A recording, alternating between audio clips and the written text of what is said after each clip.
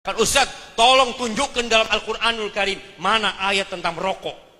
Waduh, susah ini kalau dapat orang pinter kayak gini. Tolong tunjukkan di Al-Quran kalau beras itu halal. Mana ada beras dalam Al-Quran? Tunjukkan. Nggak ada beras dalam Al-Quran Karim. Sebagaimana tidak ada rokok dalam Al-Quran Karim. Karena Rasul SAW tidak pernah makan beras selama hidupnya. Nggak ada beras di Madinah. Nggak ada beras di Mekah, tapi Islam datang untuk alam semesta ini. Nabi datang yuhillu lahumut thayyibat wa yuharrimu alaihimul khaba'is, menghalalkan yang baik-baik, baik halal, dan mengharamkan yang buruk-buruk. Sampai dikatakan yang buruk itu adalah yang membahayakan. Semua yang membahayakan itu haram. Bagaimana caranya agar bisa berhenti merokok? Allahu Akbar.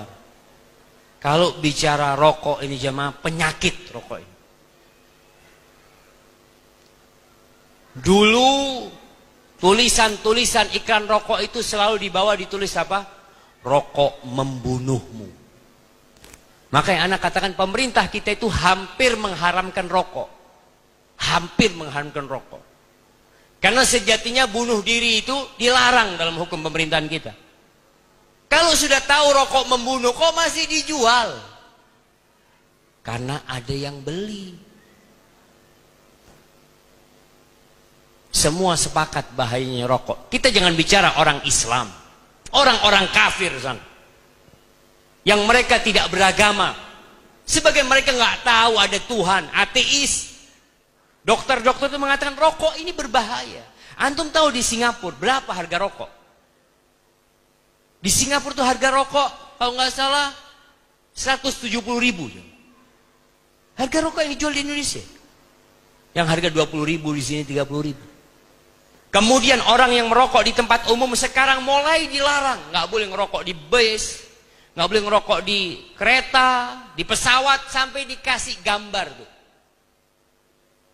Pesawat ini bebas asap rokok. Kenapa? Karena nggak bermanfaat, ganggu orang rokok itu. Kemudian sekarang mulai polisi sudah ada larangan merokok sambil berkendaraan. Iya kan? Mulai. Artinya memang ini harus dihilangkan jemaah. Rumah sakit paru-paru itu tempatnya para perokok. Tapi iklannya rokok gagah-gagah untuk jemaah. Antum lihat kalau iklan rokok, petinju, pegulat, loncat dari gunung. Bohong semuanya itu hoax itu. Makanya iklan rokok, Anda tanya sama teman, kenapa propaganda iklan itu kok mesti bohong kata dia? Kata dia, ya memang boleh Ustaz. Antum pernah beli mie instan yang ada ayamnya? Pernah beli? Antum kalau ngelihat ikannya mie instan, pakai ayam, telur, Masya Allah. Antum beli nggak ada apa-apanya. Cuma kayak gini. Nah, artinya ada unsur menipu. Maka kalau bicara rokok, sudahlah tinggalkan. Nggak ada gunanya. Dalam Islam itu ada sebuah kaidah. Karena ada orang yang marah ketika dikatakan rokok haram. Memang tadi sebagian ulama mengharamkan dan lebih condong kepada yang mengharamkan. Sebagian mengatakan makruh. Dan antum lihat, sebagian mengatakan, Ustaz, tolong tunjukkan dalam Al-Quranul Karim mana ayat tentang rokok.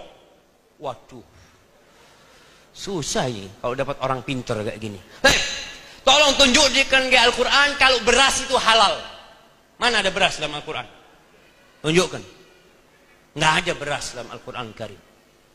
Sebagaimana tidak ada rokok dalam Al-Quran Karim. Karena Rasul SAW tidak pernah makan beras selama hidupnya. Nggak ada beras di Madinah. Nggak ada beras di Mekah. Tapi Islam datang untuk alam semesta ini.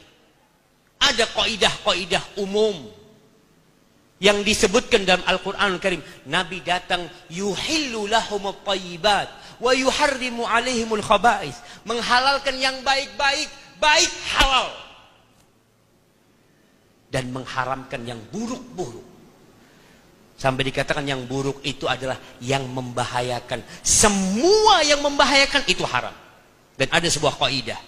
Sabda Nabi SAW, la darara wa la dirar. Tidak boleh kita membahayakan diri sendiri dan kita tidak boleh membahayakan orang lain. Tidak boleh. Rokok itu membahayakan diri sendiri apa tidak? Membahayakan.